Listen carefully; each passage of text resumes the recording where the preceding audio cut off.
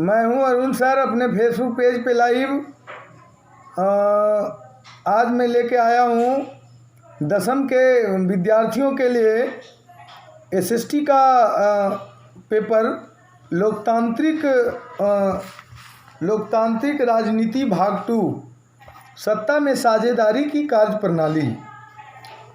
आप ध्यान से सुनेंगे कि लोकतंत्र की यात्रा के क्रम में हम पिछली कक्षा में मतलब 9 में हमारा परिचय राजनीति के कुछ बुनियादी धारणाओं, संस्थाओं एवं लोकतंत्र के नियमों कायदे से हुआ था।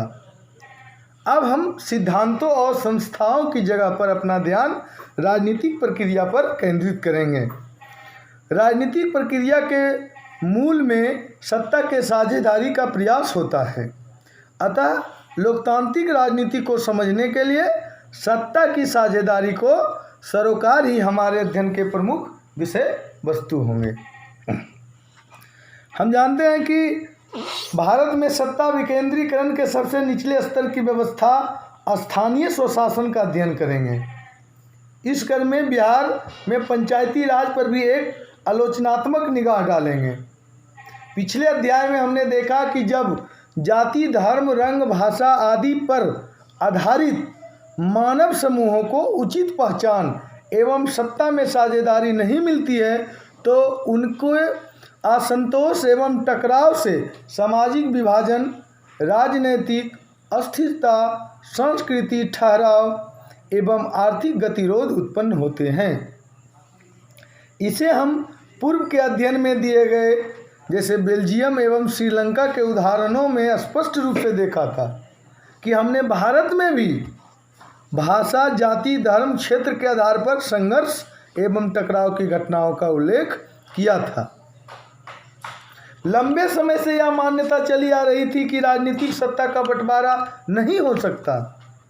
शासन की शक्ति किसी एक व्यक्ति या व्यक्ति समूहों के हाथ में रहनी चाहिए।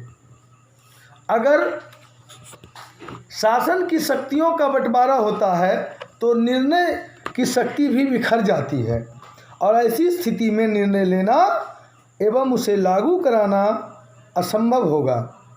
लेकिन लोकतंत्र ने सत्ता विभाजन को अपना मूल आधार बनाकर इस मान्यता का खंडन कर दिया। लोकतंत्र में जनता सारी शक्तियों का स्रोत एवं उपभोग करने वाली होती है। लोक स्वशासन की संस्थाओं के माध्यम से अपना शासन चलाते हैं। सार्वजनिक फैसलों में सबकी भागीदारी होती है। लोकतंत्र में समाज के विभिन्न समूहों एवं विचारों को उचित सम्मान दिया जाता है। लोकतंत्र कैसे विभिन्न सामाजिक समूहों को सन्निहित करता है, इसके बारे में हम विस्तार से जानेंगे।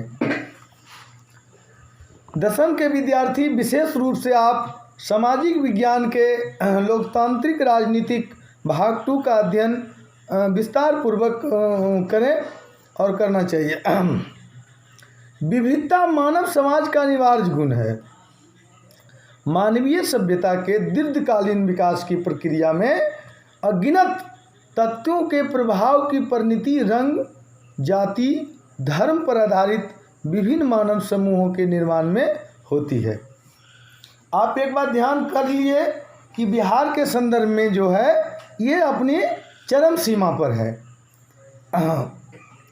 ऐसे संघर्ष को सुलझाने के लिए जातिवाद, भाषा, लिंग के संघर्षों को सुलझाने के लिए तथा इस प्रतिस्पर्धा को सहयोग में बदलने के लिए विशेष कार्य प्रणाली की आवश्यकता महसूस की जाती है।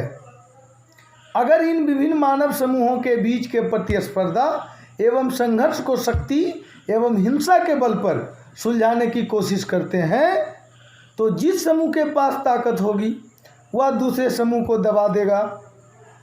ऐसा हर जगह होता है। बहुसंख्यक और अल्पसंख्यक दो प्रकार के समुदायों में बहुसंख्यकों की जीत हमेशा होती है और अल्पसंख्यक को दबाया जाता है।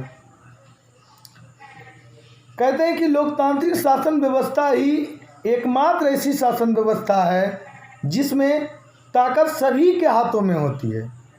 कोई भी व्यक्ति जो भारतवर्ष के नागरिक हो उसे न्यायालय के द्वारा सजा ना सुनाया गया हो, उनकी उम्र 25 वर्ष हो, वो दिवालिया ना हो, वो भारतीय राजनीतिक में चुनाव लड़ सकता है। मैं भारतीय पंचायती राज के संदर्भ में कहना चाहता हूँ कि यहाँ क्षेत्र के हिसाब से आरक्षण की व्यवस्थाएं की गई है और पहली बार बिहार पंचायती राज अधिनियम के तहत बिहार में 50% महिलाओं को आरक्षण देने वाला प्रथम राज्य बिहार बना है। जब लोकतांत्रिक व्यवस्थाएं अपने सामाजिक समूह और उनमें व्याप्त विभिन्नताओं, अंतरों, मतभेदों की या तो अपेक्षा करती है या उन्हें दबा देती है। कोई भी समाज अपने में व्याप्त विविधताओं और विभिन्नताओं को अस्थायी तौर पर ख़त्म नहीं कर सकता, पर इन अंतरों, विभेदों और विविधताओं का आदर करने के लिए उन्हें सत्ता में साझेदारी बनाकर समाज में सहयोग, सामंजस्य एवं स्थायित्व का सृजन किया जा सकता है। अभी भारत में सत्ता की विकेंद्रीकरण की चरम सीमा पे आ चुकी है। यहाँ मैं कुछ उदाहरण आपको एक पेश करना चाहता हूँ और बताना चाहता हूँ कि हाल के दिनों में धनबल का प्रयोग सत्ता के विकेंद्रीकरण में अधिकारिक रूप में इसका प्रयोग किया गया है। जैसे लोकतंत्र में विभिन्न सामाजिक समूहों जैसे भाषाई, धार्मिक इत्यादि समूह के बीच सत्ता का बंटवारा होता है। आप एक बात ध्यान दीजिएगा कि जैसे मैं उदाहरण देता हूँ आपको नेपाल की, तो नेपाल में राजशाही शासन था पहले। वहाँ के शासन थे, राजा था वीरेंद्र वीर विक्रम शाह, जिनके परिवार सहित हत्या कर दिया गया। बाद में उनके भाई ज्ञानेंद्र वीर विक्रम शाह ने सत्ता संभाली। वहाँ के जनता ने आंदोलन कर दिया और अंततः जाकर के वहाँ राजतंत्र की स्थापना की गई।